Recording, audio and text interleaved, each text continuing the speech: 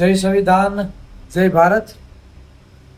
બોટાદ જિલ્લામાં જે ઘટના બનેલી છે, ગામ મોટા સતપરના સરપંચ પ્રવીણભાઈ ઓધાભાઈ મકવાણા ઉપર જે અસામાજિક તત્વો દ્વારા જીવલેણ હુમલો કરવામાં આવ્યો હતો સ્થાનિક સ્વરાજ્યની ચૂંટણીનો જે ખાર રાખીને, જો કે હાલ પોલીસ પ્રશાસન દ્વારા યોગ્ય કાર્યવાહી કરવામાં આવી છે અને આરોપીની ધરપકડ પણ થઈ ગઈ છે અને તેના ઉપર જે 307 આજે BNS કલમ 109(1) તે પણ ઉમેરો કરવામાં આવ્યો છે. તે બદલ પોલીસ પ્રશાસનનો આભાર વ્યક્ત કરીએ છીએ. પણ કાલે રવિવારના રોજ હું અને મારી ટીમ સાથે બોટાદ SP કચેરીએ 2 વાગે આવી રહ્યા છીએ અને ખાસ SP સાહેબને મુલાકાતે, કેમ કે હમણાં બોટાદ જિલ્લામાં ઘણી એવી ઘટનાઓ બની છે. હજી ચીકાભાઈની જ જે ઘટના બની છે એ હજી પૂરી નથી થઈ, હજી તાજી છે. બીજી ઘટના આની પહેલાં ભાવેશભાઈ મકવાણા ઉપર પણ ઘટના બનેલી, તે પહેલાં પણ અમુક છોકરાઓ ઉપર પણ અસામયિક તત્વો દ્વારા હુમલો કરવામાં આવ્યો હતો. આવી ઘણી બધી ઘટનાઓ બની છે. કરદાકાંડ તો જવાબ દો તમે.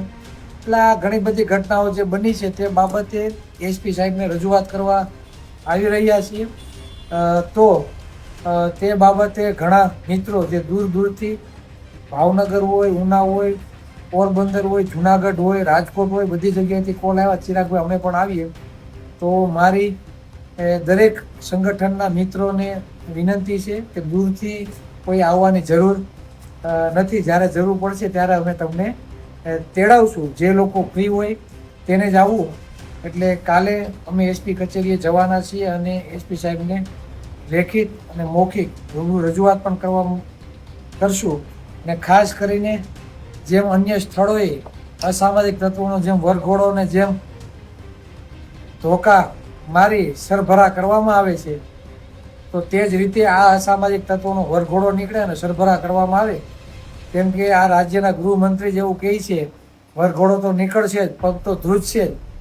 તો જ્યારે કોળી સમાજના આગેવાનો ઉપર જ્યારે હુમલો થાય તો ત્યારે અસામયિક તત્વોનો કેમ ભાઈ વરઘોડા કે જે રીતે બીજે ધોકા પડે છે એમ ધોકા નથી પડતા? આવું કેમ? ગૃહમંત્રીનો ઓર્ડર છે તો આ કરવું પડે ને. તો આ બહુ નિંદનીય ઘટના કહેવાય. એટલે અમે કાયદો અને વ્યવસ્થામાં માનવાવાળા વ્યક્તિ છીએ.